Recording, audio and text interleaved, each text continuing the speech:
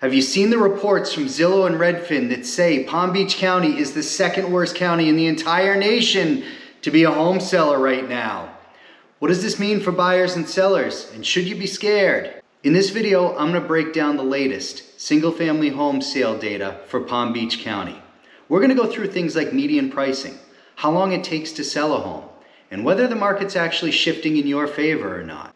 My name is Casey Prindle, your Northern Palm Beach County Realtor. Every month I break down the real numbers, so buyers, sellers, and homeowners can make data-driven decisions. If you're looking to purchase or sell a home in Northern Palm Beach County, including the towns of Juno Beach, Jupiter, Loxahatchee, North Palm Beach, Palm Beach Gardens, Riviera Beach, Royal Palm Beach, Tequesta, the Acreage, Wellington, West Palm Beach, and Westlake, you'll want to pay attention to the data in this video, or you could end up costing yourself a lot of money. Use the link in the description to the Contact Me form. Let me know whether you're looking to buy or sell, and exactly what areas you're looking in. Then I can cater these reports specifically to you. If you're looking for a real estate agent who's a sleek salesman driving a fancy car and asking you to meet at some open house for some freshly baked cookies, I'm not your guy. I do data, clean, current, and actionable. If that's what you're looking for in a real estate agent, keep watching.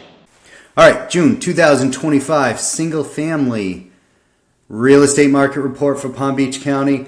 Some of you that have been watching for a little bit are probably saying, hey, I thought that he only did this specific to Jupiter. Truth of the matter is, I'm starting to get calls from all over Palm Beach County. I am limiting myself to Northern Palm Beach County, but this just made more sense. That being said, you're looking at a specific area, just get in touch with me and we are going to run reports specific to that area. Let's get into it.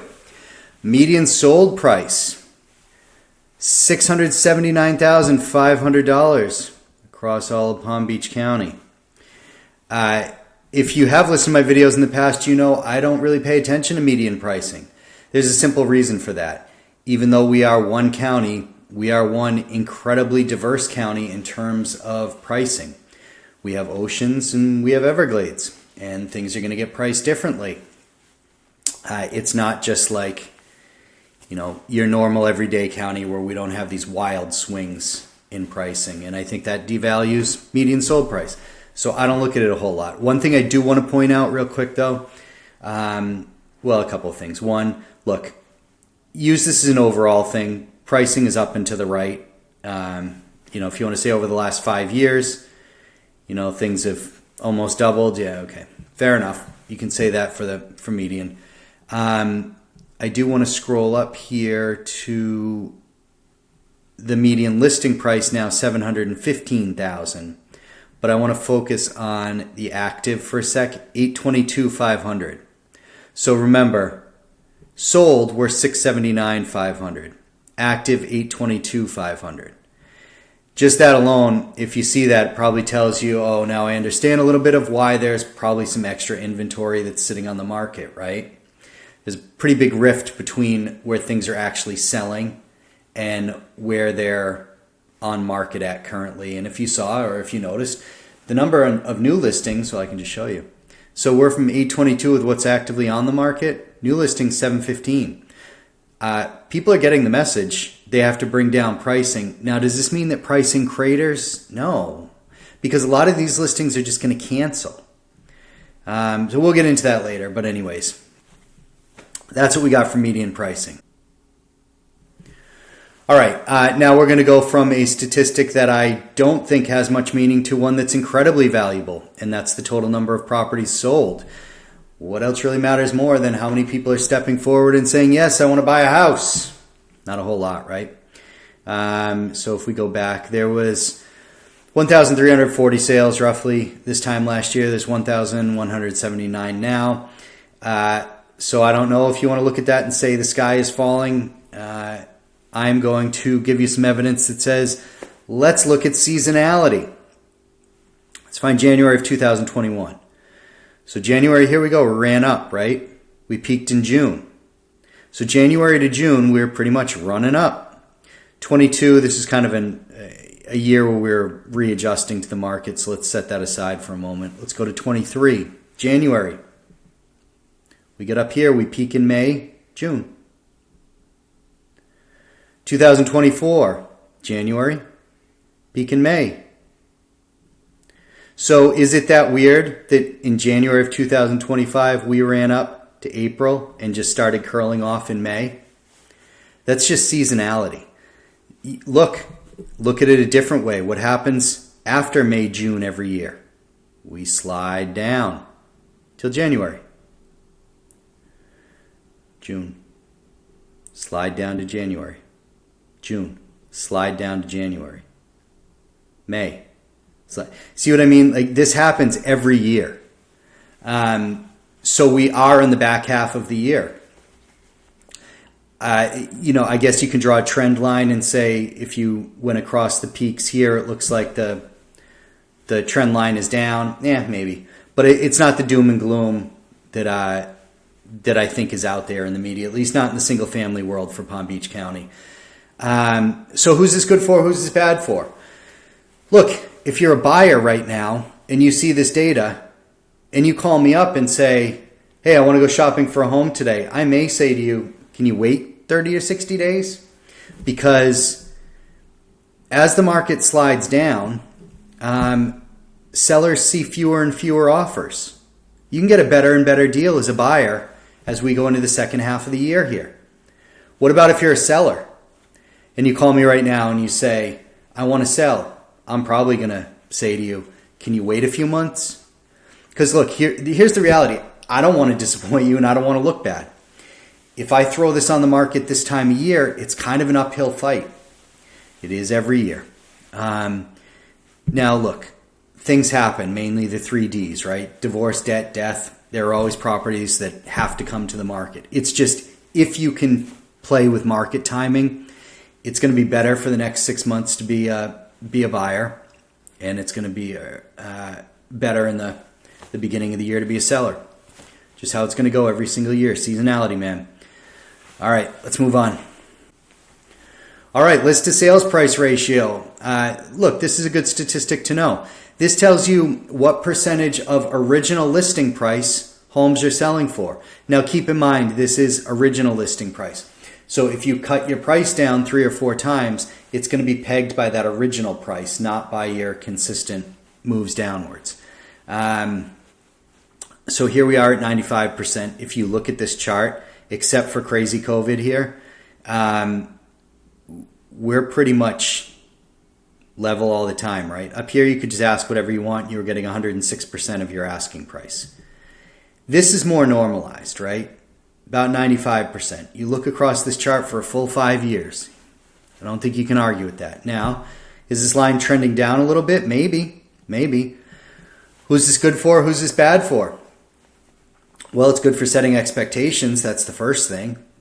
If you're a seller and you think we're back here and you're going to get 106% of your asking price, that isn't going to happen right now. Save a very few homes. As a seller, it should tell you that you have to be willing to negotiate. Every once in a while I talk to people and they say, this is my price and I'm sticking to it and I'm not moving. Look, if you're 10% under the market, that may work. You have to negotiate right now. If you're a seller, there's just no real ways around it. Buyers, what does this also mean?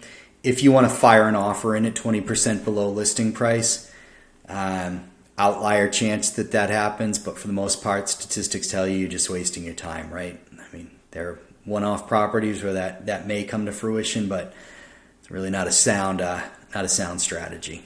So let's move on.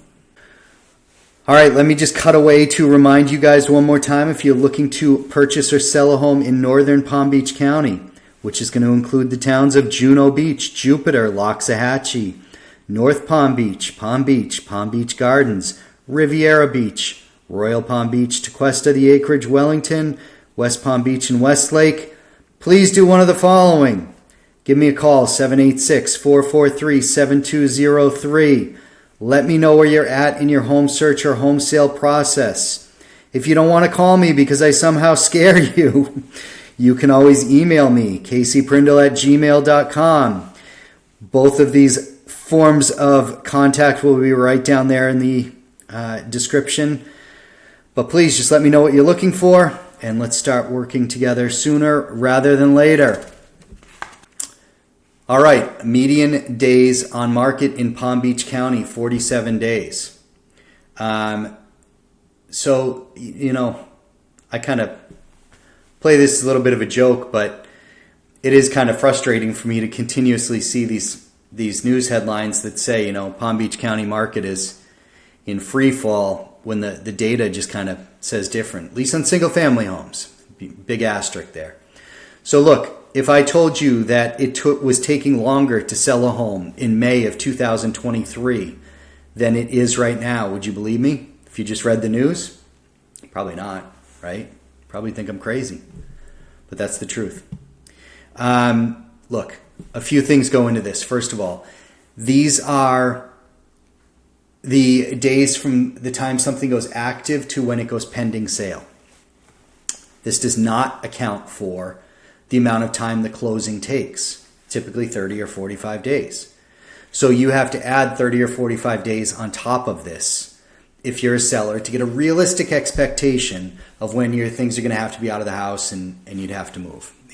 If you're of the median, you're looking at about a 90-day, 75 to 90-day time. What doesn't go into this number? What doesn't go into this number are homes that came on market and canceled or withdrew or expired. So this number feels light being in the market all the time. I'm seeing a lot of things with much longer days on market. I think the reality is those homes are just not priced aggressively enough and they're coming off market and so they don't register here. Who is 47 days on market good for? Who is it bad for? Look, when we were back here during boom times of 18 days on market, if you saw a house on Monday, you had to make an offer by like Wednesday, maybe Thursday, to have a chance at getting that house. Now, if I show you a home this month, the average says in a month and a half, you go to look at it, a lot of those homes are still going to be on the market. There's no pressure here for buyers. So who's this? Higher days on market are an advantage for buyers. Lower days on market are an advantage for sellers. I would say we're on the higher side of this chart. I would say we're feeling like we're favoring buyers. I feel like that being in the market right now. Like I said, I don't think it's as bad as the media is reporting, but I also don't think we're out of the woods here. I mean, it's a very challenging market for a number of reasons. But that's my take on median days. Do pay attention to it. It is a very important statistic. Median price per square foot of single-family homes sold in Palm Beach County, $347. I don't put any stock in this. We're just going to kind of, I'll explain why, I guess. All right, look. So we've been between $300 and $350 a square foot for, going on 3 years now. There's really no movement in that. It's also really not an applicable thing because this covers the county, and the county has a wide range of sale prices. And I just pointed this out to you in median sale pricing, but I'm going to point it out here again. Look, if you come to me and say you want to spend $347 a foot and you want to be on Palm Beach Island, I'm going to look at you like you're a crazy person. We just have huge, wide swaths of different kinds of homes that exist in this county. So for that reason, just kind of discount it. Would it get my attention if we magically dropped below $300 a square foot or rocketed above $350 a square foot? I think that could signal something's going on in the market, sure. I still wouldn't throw a ton of weight behind it, but it would be interesting nonetheless. Total dollar volume of single-family home sales in Palm Beach County for June of 2025. $1.6 billion. Boy, that's a big number, right? Might be getting tired of hearing me say this. Don't pay attention to it. I know. All right, look. I've had this critique before. There's 4 stats I pay attention to. There's 3 I don't. But a lot of other people track them, and so I like to give my thoughts on why I don't track them and give you a little clarity. So 1.6 billion in sales. You would say, wow, look, that's relevant. Looks like we're climbing here, right? This chart looks good. Let me take my glasses off because I'm going to read you a couple of notes. So what if I pointed out that the top 25 sales that took place accounted for 514 million of this 1.6 billion? So more than 30% of the total dollar volume was made up from 25 sales, which only account for 2% of the total transactions. That's why I tell you not to pay attention to this. Because if the higher end takes a breather for a month, or if we don't have a $100 million sale, it zigzags this all over the place. That's why it makes it totally unreliable, right? Again, Palm Beach County is not a normal marketplace. You can't treat the statistics like we are. You have to make them your own, as it were. All right, let's move on. All right, before we move on to my favorite statistic, I do want to remind you guys once again, look, this is for all of Palm Beach County. It is really easy to find data on all of Palm Beach County. It is much harder to find data if you're looking for something like a report on Loxahatchee or a report on Jupiter Farms. That's where I pull individual reports for buyers and sellers, and we run through this data specific just to the area you're looking in. Because some are better buyer's market, some are better seller's market. All the data changes when you really drill down to a town. So, please, get in touch with me. Call me 786-443-7203. Email me, caseyprindle@gmail.com. Fill out the contact form from the link below here in the description. Whatever way you feel comfortable getting in touch with me, get in touch with me, tell me what you're looking to buy or sell, and let's have a very detailed discussion on that area. Sound good? Let's move on. All right, months of inventory. My favorite of all statistics, just absolutely hands down. If you give me one statistic that I'm allowed to track, this is the one I want to track. So, two things are going to change this chart: the amount of active listings and the pace of sales. If listings grow and sales slow, we're going to have more inventory, right? Supply and demand, very easy for everybody to understand. So nationally, to give you some context, nationally, 6 months is considered a balanced market favoring neither buyers nor sellers. So somebody from outside of Palm Beach County is going to look at this and say, yeah, the market looks about balanced. Here's the thing. You need to look specifically at Palm Beach County. I would argue that 4 months is pretty much our middle of the road line, right? You can argue slightly lower, but let's just use 4 months. So if you now adjust and you know that 4 months is really our average and we have 5.5 months of supply, you can deduce from there that we are in a buyer's market, which would be my argument, context, and standpoint. And being in the market every day, I can tell you it feels more like a buyer's market than a seller's market. So who is higher supply good for? Who is it bad for? More supply is good for buyers. Look, 12-month change says that there's 12 months more supply now than there was this time last year.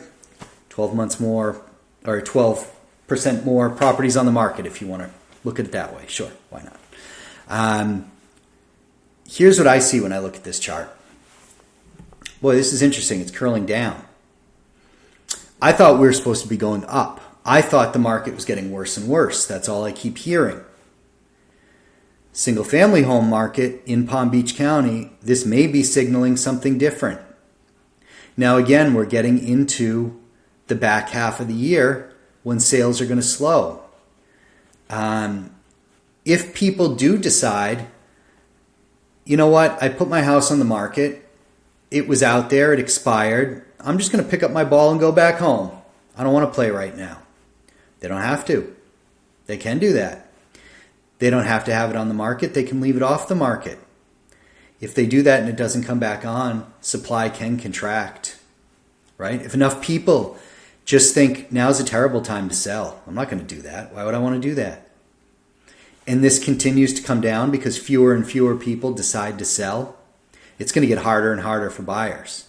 Buyers want more supply. They want more choice. They want less pressure. So this is something I really want everybody to keep an eye on, because I think a lot of people are going to be baffled. If this contracts, prices are likely going to keep moving up, if not stay level, moving up, instead of cratering. So it's going to be something super interesting to watch. Look, if I had to place my bets, I wouldn't be surprised if we get some constrained supply, and this becomes a bit more difficult. Buyers, you're going to want to pay attention, because if this does start contracting and the market is shifting, you're going to want to get ahead of that. Irrespective of interest rates, I know that they're not in a good spot, even though historically we're not in a bad spot. I get it. Going from 3.5% to 7%, it's, but there are ways to structure deals where you don't have to get a 7% interest rate. If you can get the seller to do some buy downs on your interest rate, we can work some concessions into deals, but that's kind of advanced talk for another day. Let us move on to some of my final thoughts, shall we? All right, few points I want to make. First, I've had a couple of phone calls and emails with people asking me, well, it sounds like this is going to be a repeat of the great financial crisis and all the homes are just going to get foreclosed on and this is going to be terrible. And no, you can't force the seller to sell. All right. A lot of buyers are getting frustrated because they want the seller to accept an offer $100,000 lower than where they have a house priced. And they think it's been on the market for 6 months. The person has to accept it. No, they don't. Because you know why? Here's what's different. People are sitting on 50, 100, 200, 300% equity in their homes. They don't have to sell it to you. They likely have 3-4% interest rate. They're not in a rush to sell the home and pick up a 6-7% interest rate. Why would they want to do that? They're taking some cash out, sure, but this is the equation that I go through with a lot of sellers, and I think a lot of buyers just aren't getting this. There isn't this distress in the marketplace that a lot of people are looking for. This is just a seller who's saying, you know what? I wanted to take $800 from my house, or I wanted to get $800 from my house, but hey, I'll take the $750. That same guy, his neighbor may say, I'm sticking with $800 and I don't want to sell at $750. And there's no pressure for him to do so. So I think we need some perspective here, because until we have distress start entering the conversation, and again, if you're sitting on 200, 300, 400% gains on your house, there's no distress to feel. Somebody may want to sell, but it's not often that they absolutely have to sell. Again, outside of, death, divorce, debt. Those are separate situations. All right, let's talk about another thing. Let's talk about the Palm Beach County geographical area. Look, a lot of times you see comparisons with us with Texas, right? Here's the difference. Palm Beach County has Everglades on one side, oceans on the other side, and we have less than 1% of land that's vacant and available to be built upon. Less than 1%. So we don't have room where we can just be Texas and just build. We can't do that here.